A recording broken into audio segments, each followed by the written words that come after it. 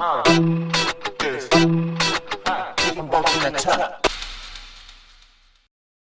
to the Week in Review Tier 2 Sports Property Edition of the Sports Content Economy Podcast for Friday, May 8th, 2026. We here at Root Group Sports Content Marketing created this podcast specifically for alternative and Tier 2 leagues and teams, as well as competitions of all kinds, who want to scale their year-round income. I'm Clara Spotter, content analyst. We just got out of a meeting with Bryce, our founder, and he wanted us to share what should be top of mind for today, including how to take action immediately and in the most efficient way possible before the day is over. Oh, wait, here's Bryce now.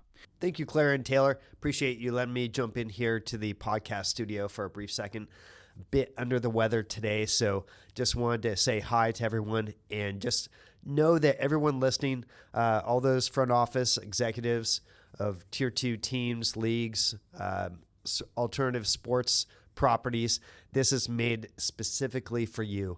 I've gathered up, in this case, this edition has over 130 sources ranging from Sports Pro podcast to Sports Business Journal, you name it. We have podcasts, YouTube videos, email newsletters, and news headlines across the globe, all packed into this edition. We've synthesized all the intel that you need to essentially navigate the sports content economy, monetize it, and scale your content operation. So we've done all the analytics on everything that's out there being published at the moment, so you don't need to read, watch, and listen to everything. That's near impossible, but that's one of my superpowers. Plus, we give you takeaways as to the tech stack and real things that you need to take action on immediately today. So we tell you exactly what to do, how to go about it. So enjoy. Yeah, so diving right in, I think the era of just hoping for that traditional TV exposure is, it's completely over for alternative and Tier 2 properties. It really is. And to set the stage for this deep dive, I want you, the listener, to just imagine you're standing in the front office of your sports property right now. Right. It's 5 p.m. on a Friday. You're juggling ticketing software, venue logistics, and just a half dozen operational fires. As usual. Exactly, as usual. Meanwhile, your biggest rival just announced this massive digital streaming deal that completely dwarfs yours. Yeah. And your legacy broadcast partner, they're hinting at slashing your rights fees. The ground beneath your feet is shifting at just an absolute breakneck pace. It's terrifying if you aren't prepared for it. Oh, completely. Just look at the numbers that dropped this week. The global sports rights market hit a staggering $67 billion in 2026. Unbelievable. I mean, $67 billion. And the streaming slice of that pie just jumped to $14.2 billion. Which is just a massive leap. Huge. But here's the crazy part. What if I told you that the traditional exclusive TV deal you've been praying for is actually the worst thing that could happen to your property right now? It sounds counterintuitive, but it's true. It's a radical shift in mindset, but an essential one. We've firmly entered the era of what the latest global industry outlooks are calling, well, they call it strategic professionalization and digital sovereignty. Digital sovereignty, I like that. Right, because for decades, the strategy for up-and-coming leagues was simple. Cross your fingers, put on a great event, and just pray a massive network handed you an audience and a giant check. The lottery ticket approach. Exactly. But you can no longer rely on a single legacy broadcaster to do the heavy lifting for you. You have to actively architect your own digital destiny now. And that means owning your data. Right. Owning the data, owning the direct relationship with your fans, and building a media and sponsorship structure that operates like a top-tier global enterprise. And that applies regardless of how niche your sport might seem today. And honestly, that is the core mission of today's deep dive. We are taking the biggest, most complex headlines from the past week and translating them into a precise step-by-step action plan. Because we know you're busy. Right. We know you're incredibly busy. So by the time we wrap up this deep dive, you're going to have specific, concrete tasks to hand to your tech, media, and partnerships teams before you leave the office today. Let's get into it. Let's do it. So, Section 1, the media reset. The most immediate problem is the overarching landscape of how your content actually reaches the fan. Yeah, the distribution model. Exactly. Yeah. The legacy model of handing all your exclusive rights over to one linear network, it's being dismantled in real time. But the momentum for alternative sports is just incredible right now. Oh, it's taking a completely new shape. Look at Scripps Sports securing the premier women's rodeo, the PWR, for their Ion and Grit networks. Great deal. Or the United Soccer League landing that historic multi-layered deal with CBS. I mean, they are putting 100 matches across network television, pay TV on CBS Sports Network, and streaming on Paramount plus Chessar. Plus, they're on the Golazo Fast channel. Which is the winning blueprint for 2026. Wait, let me pause you right there, though, because we throw around acronyms like they're second nature. If I'm an operations director trying to keep the lights on, what does a fast channel actually mean for me? That's a great question, and it's a crucial distinction to make. FAST stands for Free Ad-Supported Streaming Television. Think of platforms like Pluto TV or the Roku channel. It looks and feels exactly like a traditional cable television channel, right? Yeah. There's a programming guide. It plays 2004/7, Yeah. and there are commercial breaks. Just like the old days. Just like the old days. Wow. The only difference is that it's delivered entirely over the internet, and it's completely free for the viewer. Got it. So what the USL and others are doing is utilizing a hybrid model. Look at the Mountain West Conference deal. Oh, yeah. They're spanning CBS, FOX, the CW, and Kisway. Right sellers are no longer putting all their eggs in one exclusive basket. Right. They are optimizing for three things simultaneously: maximum reach, fee diversification, and digital flexibility. Okay, but let me push back on that, though. Sure. If a league splits its games across linear television, a direct-to-consumer app, and a free internet channel, aren't we basically just recreating the messy, frustrating cable bundle? I hear that a lot. I mean, if a fan has to check 4 different apps and a spreadsheet just to find out where their favorite mountain bike race is streaming this weekend, they're just going to tune out, right? The friction you're describing is definitely the exact risk of fragmentation. But the solution isn't to retreat back to a single exclusive broadcaster who locks your content behind an expensive paywall. So what is the solution? The solution is super aggregation and data ownership.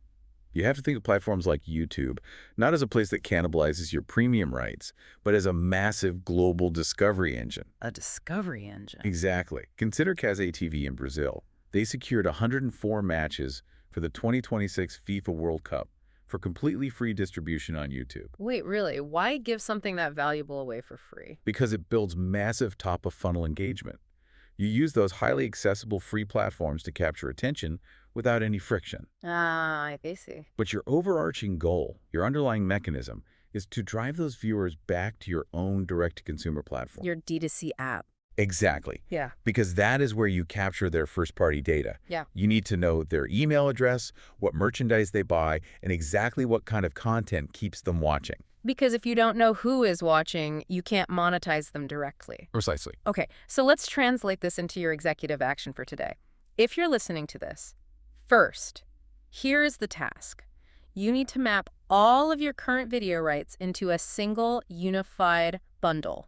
All of them. Yes, all of them. I'm talking about your live feeds, your archives, your shoulder content, and your international rights. Get them out of those silos. And to execute that, your technology layer needs to be modernized. Right. You need to evaluate what we call white label D2C providers.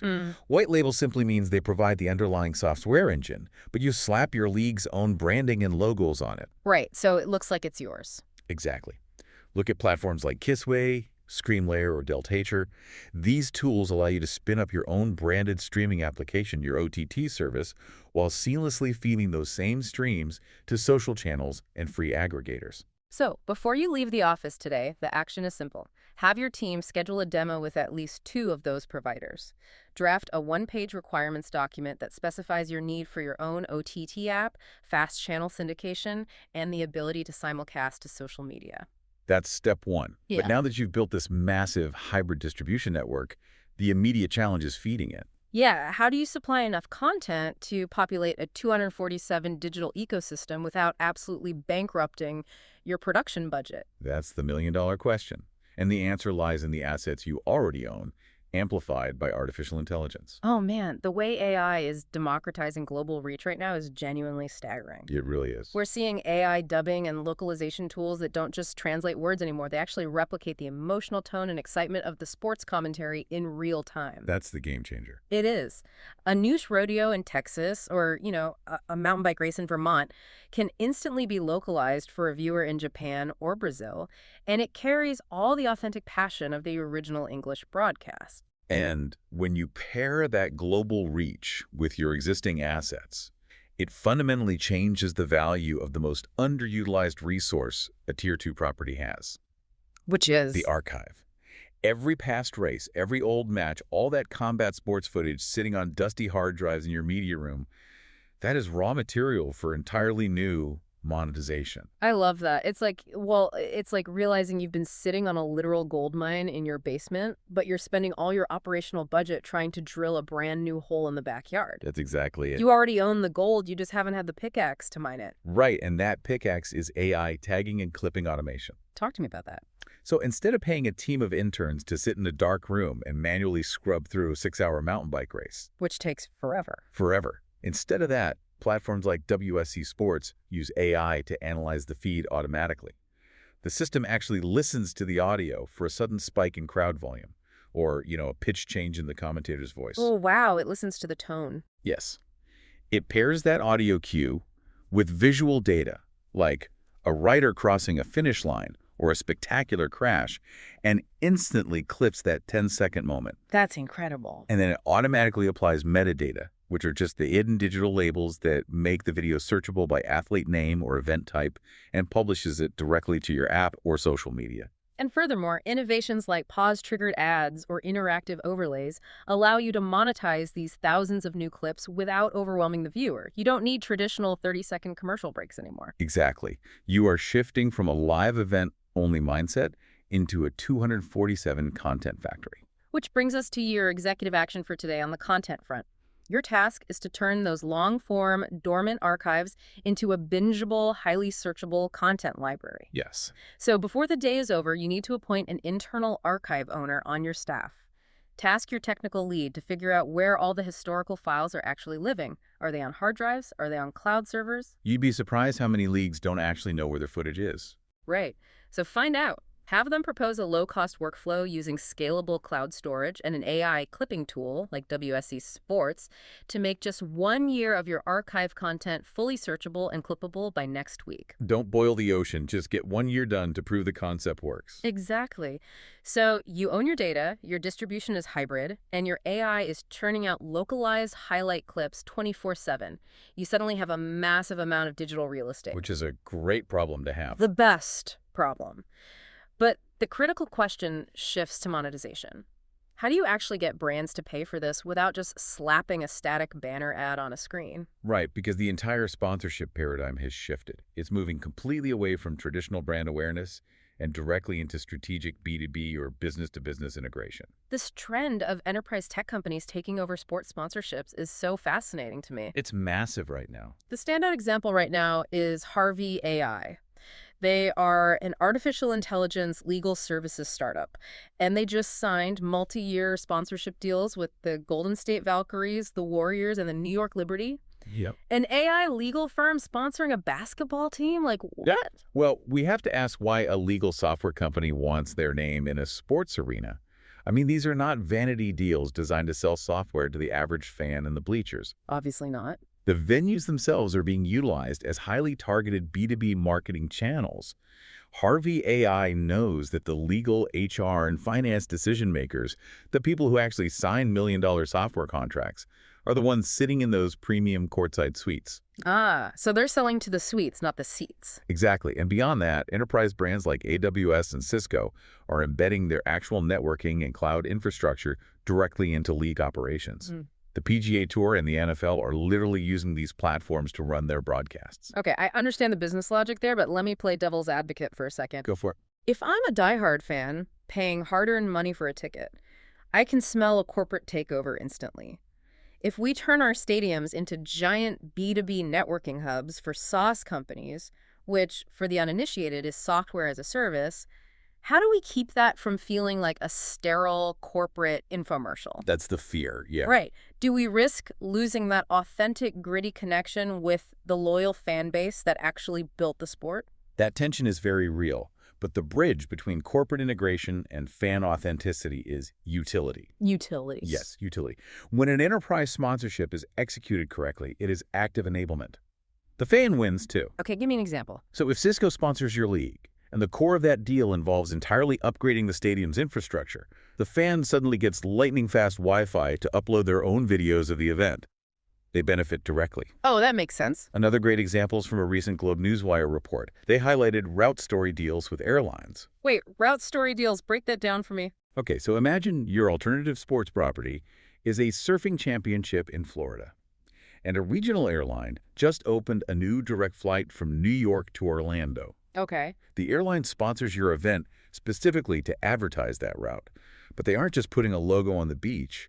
They're offering discounted, bundled travel packages, the flight, the hotel, and the event ticket directly to your New York fans. Oh, wow. The brand gets highly targeted sales, and the fan gets a cheaper, easier way to attend the event. That's utility. Active enablement over passive advertising. I really love that. It changes everything. So here is your executive action for the sponsorship front today. Your task is to actively position your property as a category-first partner for B2B SaaS, AI, and airline brands. And to execute this, your partnerships team needs to utilize sponsorship intelligence platforms like Sponsor United. These tools track exactly where enterprise tech brands are spending their marketing dollars across the entire sports industry, giving you a baseline for your own pitches. You also need to sync with your internal ticketing software provider to ensure your system can actually process those bundled cross-promotions with travel partners. So before the day is over, have your team pull a one-page snapshot of AI and software prospects headquartered in your top regional markets. Very actionable. Draft an official AI partner inventory sheet. And listen, this shouldn't just be signage. It needs to bundle venue branding, B2B hospitality suite access, and this is key, a commitment for your league to actually adopt their software internally. Have that ready for your next outbound sales cycle. And for the airlines. Look at a map. Take your top 3 events and map them to specific airport hubs. You can use that to pitch those hyper-local route story deals to regional airlines as early as tomorrow. But, delivering on these massive enterprise sponsorships and hybrid media rights requires a foundation that can actually support them. The fundamental physical and operational structures of Tier 2 sports are evolving. They really have to. Yeah, you simply cannot act like a local weekend event promoter if you want global media dollars. The structural shifts happening right now are massive. Just look at the USL. They aren't just signing clever broadcast deals. They are structurally changing American soccer by launching a Division I USL Premier League. Adopting that European-style promotion and relegation system. Exactly, which adds life-or-death consequence to every single game. Consequence drives drama, and drama drives viewership. Always. We're also seeing the Hard MTB League completely professionalizing mountain biking. They're bringing on major official sponsors like Canyon Bicycles and Ari Bikes to create a unified, reliable league structure out of previously fragmented events. Because the mechanism at play here is that format expansion creates immediate commercial inventory. Think about when the NCAA expands its basketball tournaments to 76 teams. They're essentially creating new media dollars and sponsorship slots out of thin air. Right. But beyond just the tournament format, the physical venues themselves are evolving into year-round commercial hubs. They're removing the ultimate variables, which are weather and seasonality. This is so cool. The ultimate example of this for alternative sports is the Point Surf Park in Fellsmere, Florida. Oh, yeah. This project is backed by Luz de Araujo, Isa Cascavilla, and Jack Cook. And they are using ES36 endless surf pneumatic technology. And for those unfamiliar, pneumatic technology essentially uses powerful air pressure chambers to push water and create customized, mathematically perfect waves on demand. Literally on demand. Because they generate the waves mechanically, they're operating 16 hours a day, 7 days a week. They have completely eliminated ocean weather dependency. Brilliant. Returning to our earlier analogy, it's not just taking your sport from a weekend pop-up shop and making it a flagship store. It's guaranteeing that the flagship store has predictable foot traffic and predictable inventory every single day of the year. Because predictability is what enterprise sponsors and media networks pay for. A front office executive must realize that your sports format And your venue's availability cannot be passive, weather-dependent liabilities anymore. They can't. They must be engineered for year-round commercialization. Which brings us to your final executive action for today, tackling this structural evolution. The task. Yeah. You need to use controlled expansion to justify higher rights fees and unlock fresh sponsorship inventory. Right. Think about adding regional qualifiers or maybe a play-in tournament to extend your season. And technologically, this requires your operations team to develop scalable remote production workflows. Because if you add a new venue, you cannot afford to reinvent the broadcast wheel every time. Exactly. You need standardized venue readiness checklists to ensure that any new location immediately meets the broadcast standards your new hybrid media partners expect. So before you head home today, sit down and draft one expansion scenario for your competition. Just one. Outline a simple profit and loss statement for one hypothetical new event. Factor in the travel, the remote production costs, the venue operations, and just test the math. See if the projected media and sponsorship revenue from that new event would actually cover the cost of the expansion. When we pull all of these threads together, the overarching narrative of 2026 is abundantly clear. It really is. If a Tier 2 property wants to scale its year-round income, it has to act like a top-tier media company. You have to embrace hybrid distribution to own your audience data. You have to use AI to mine the gold out of your historical archives. You must treat your sponsorships as active B2B utility integrations. And you have to engineer your physical venues for 247 weatherproof engagement. It's a totally new, incredibly exciting playbook. It really is.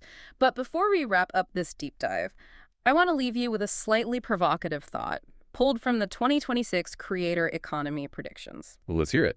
Right now, AI is driving white-collar professionals, performance coaches, trainers, tacticians into content creation at a massive scale. Because video production tools are now so democratized, the line between a traditional sports broadcaster and an independent creator is completely blurring.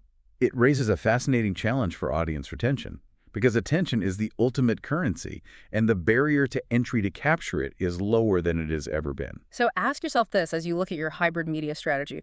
What if your biggest competitor for media attention next year isn't another sports league at all? Why? What if it's an AI-empowered creator armed with nothing but a laptop and deep niche knowledge who builds a highly engaged, super loyal micro-audience in your exact sport? It's gonna happen. When that happens, will you try to compete against them, or will you be smart enough to bring them inside your digital ecosystem? That is the ultimate test of digital sovereignty. It really is. Thank you so much for joining us on this deep dive into the sports content economy. We gave you a lot of strategic homework today, so get with your tech, media, and partnership teams and execute those end-of-day tasks. Get it done. I know you're juggling a million things, but these are the high-leverage shortcuts that will secure your property's future. The era of standing on the corner hoping traditional TV drives by and picks you up is over. It's time to build the vehicle yourself. Have a great weekend, and we will see you next time. Thanks for listening to this edition of the Daily Sports Content Economy Podcast. If you're ready to build your content media empire, we should probably talk. Visit rootgroupmarketing.com. Thanks for watching and listening.